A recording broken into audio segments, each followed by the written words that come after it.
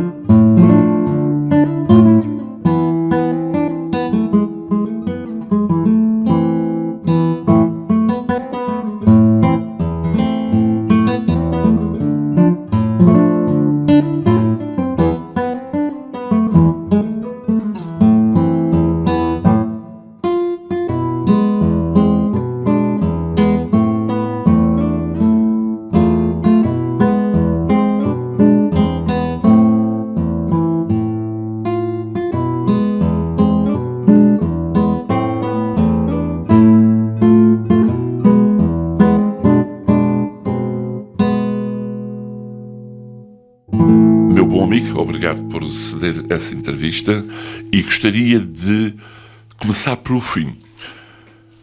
Tudo, a sua vida toda até agora, continuaria da mesma forma, fazia tudo aquilo que fez até agora, ou mudaria alguma coisa da sua vida?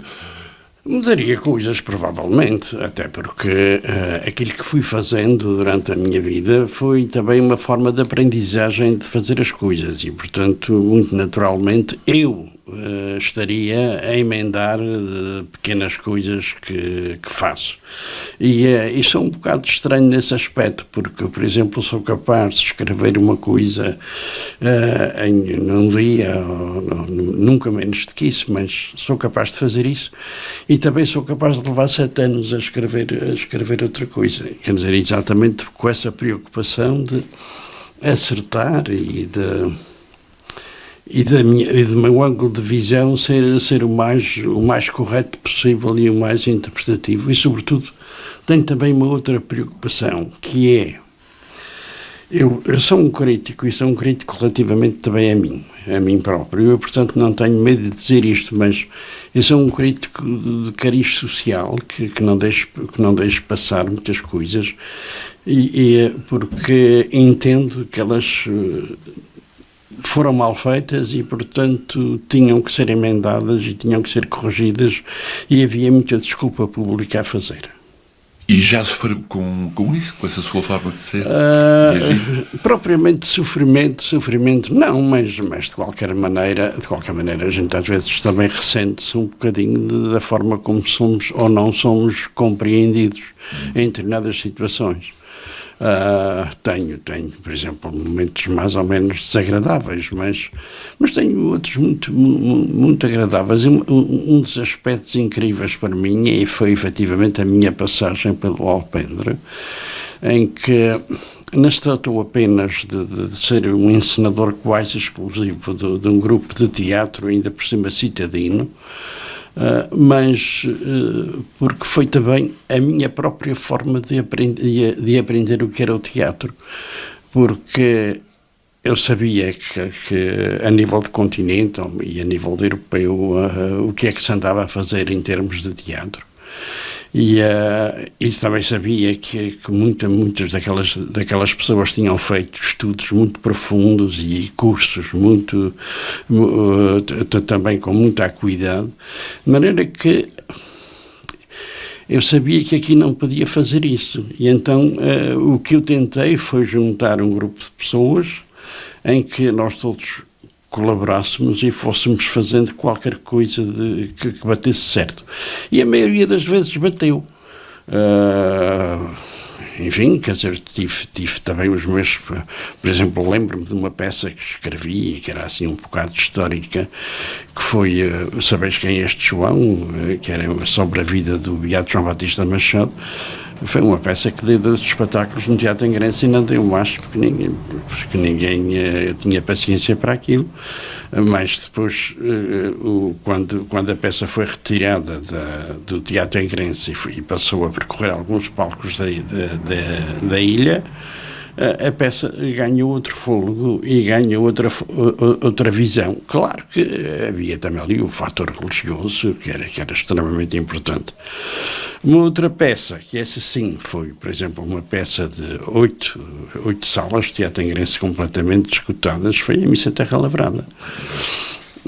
Tem também uma história um bocado esquisita, porque a Missa Terra Lavrada foi feita para ser cantada pelo Grupo Coral do Raminho em 1972, foi efetivamente cantada em 1972, depois não sei como alguém andei com a língua nos dentes e o bispo proibiu que se cantasse aquela missa e sobretudo aquela letra, mais do que propriamente a música. A missa foi proibida e então eu resolvi fazer a peça de teatro com base nos cânticos daquela missa. O Padre Coelho, quando viu um dos ensaios, disse-me: não, pá, isso tem que ser cantado nas igrejas e não coisa, gente, vou falar com o bispo. E ele falou com o bispo. O Padre Coelho nessa altura era chefe de redação do jornal A União, e a gente tínhamos cumplicidades muito grandes, sobretudo a nível de teatro, exatamente. De maneira que ele acabou por falar e a missa Terra Lavrada acabou outra vez por ser autorizada a ser cantada dentro das igrejas. Claro que a história depois era outra. Lembro-me sempre de uma gargalhada que acontecia no Teatro Engrense, já no fim da peça, quando alguém dizia ao Judas: olha que o Judas, segundo a tradição, tem que se suicidar. E ele diz: se todos os traidores destas ilhas se suicidassem, elas eram um pomar de frondosas figueiras.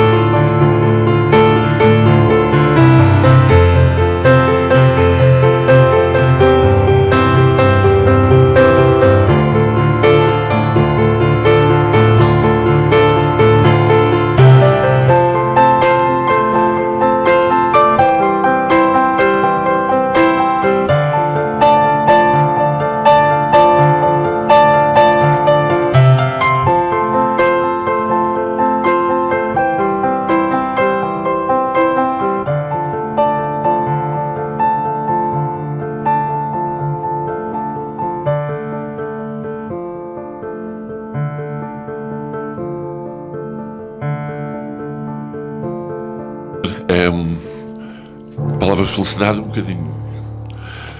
O senhor é um homem feliz, de impossível, como é que... Não, eu não sou propriamente um homem feliz, antes e pelo contrário, se calhar a minha felicidade passa um pouco pela infelicidade de outros, não sei.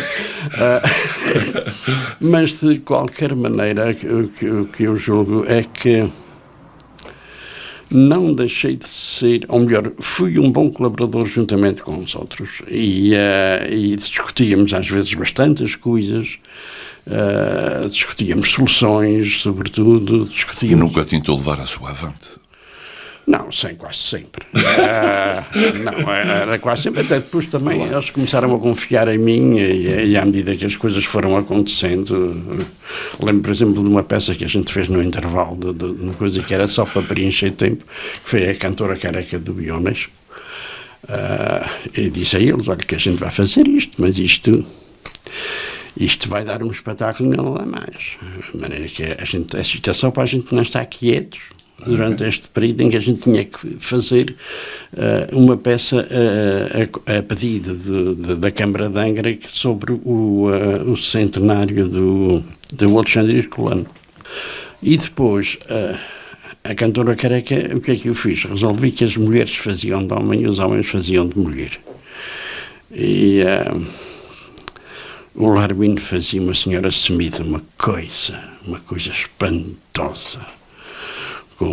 Com a boca deste tamanho, pintada de vermelho, com uma peruca que lhe ficava muitíssimo bem, de sapato de salto alto. Vemos que foi a coisa mais cara que a peça gastou, foi os sapatos do Larmino, porque tiveram que ser feitos num sapateiro de propósito para os pés dele.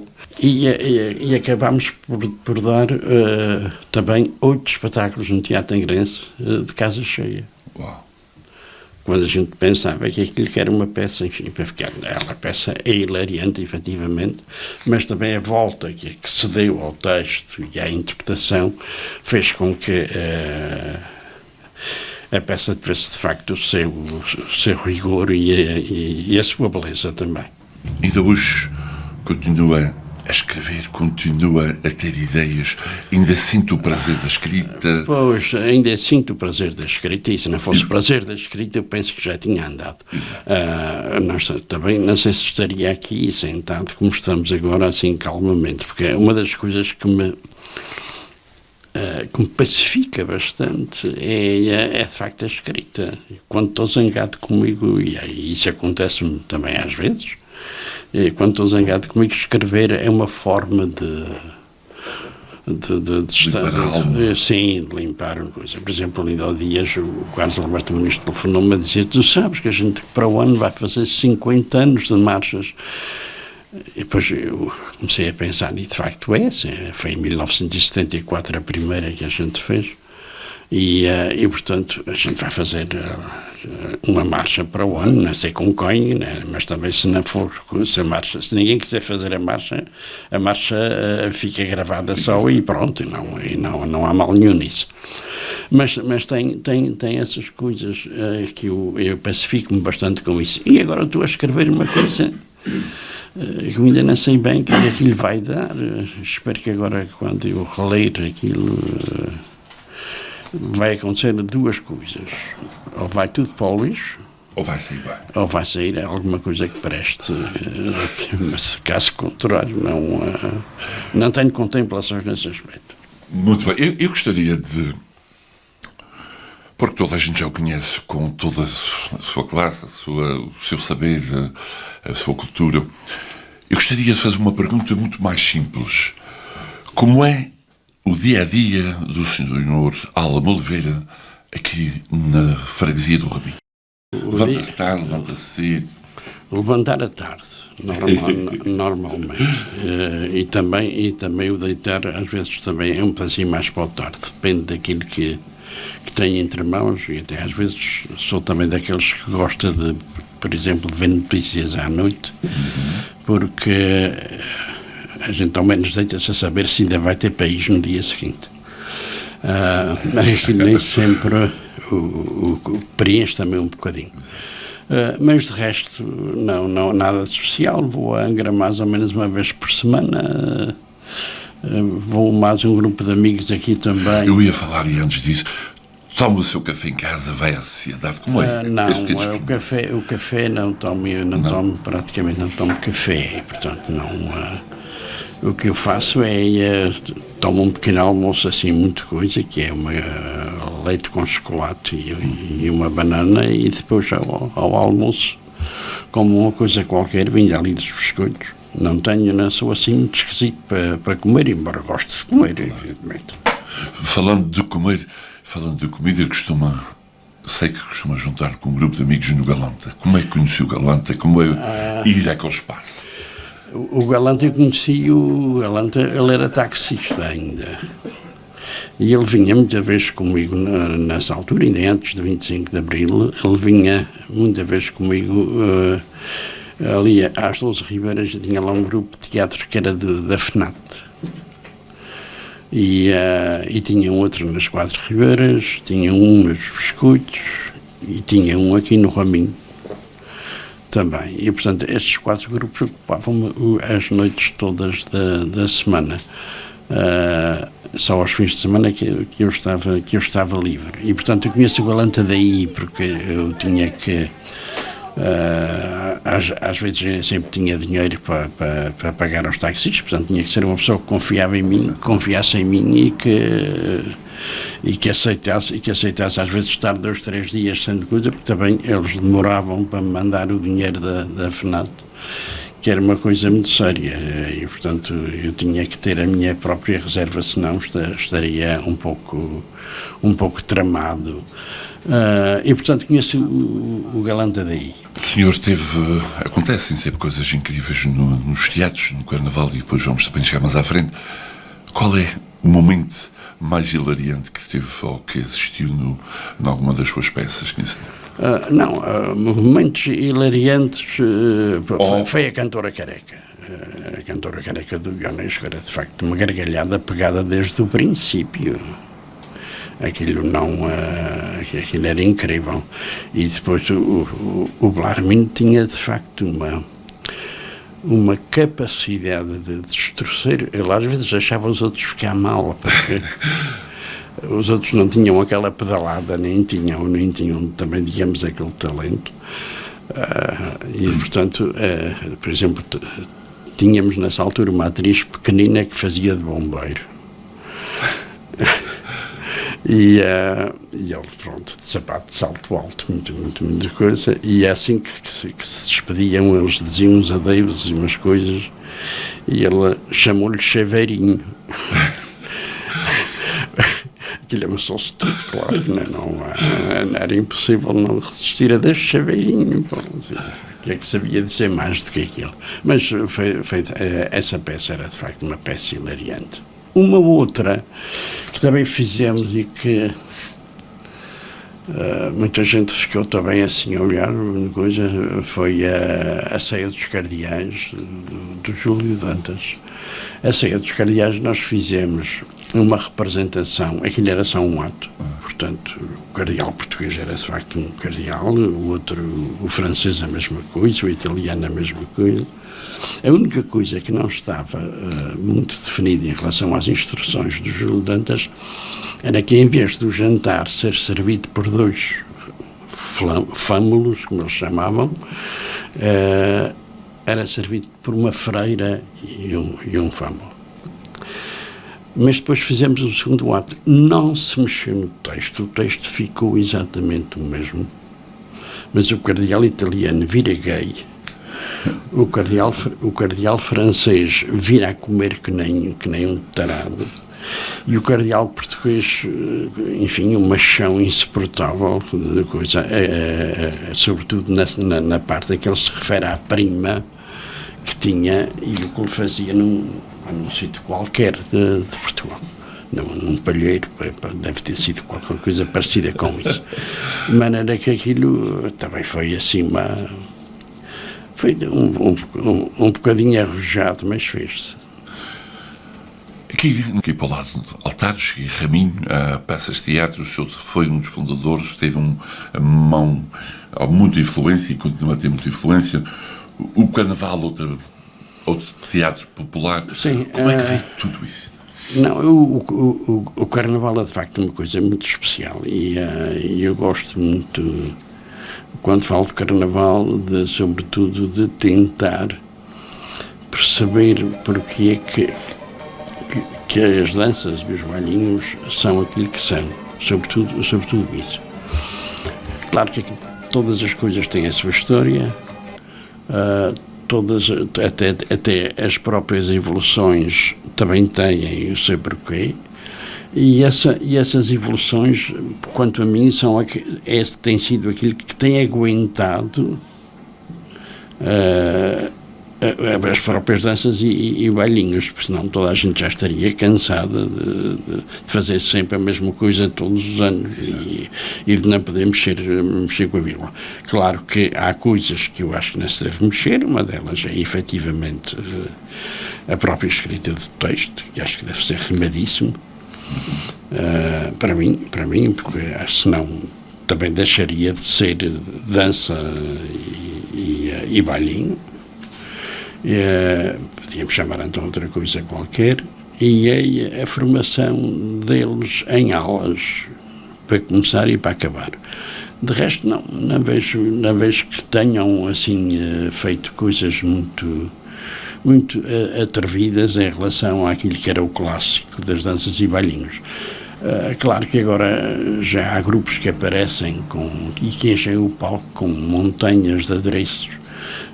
Não sei até que ponto é que isso traz mais valor? Sim, não, acho que não, quer dizer, porque eu acho que uma dança e um bailinho é um espetáculo sem rede.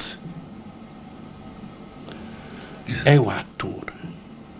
E ele é que tem que aparecer, ele tem que ser o cenário, ele tem que ser tudo, tem que ser o intérprete, tem que ser aquela figura que é preciso que seja e que está a trabalhar com os outros.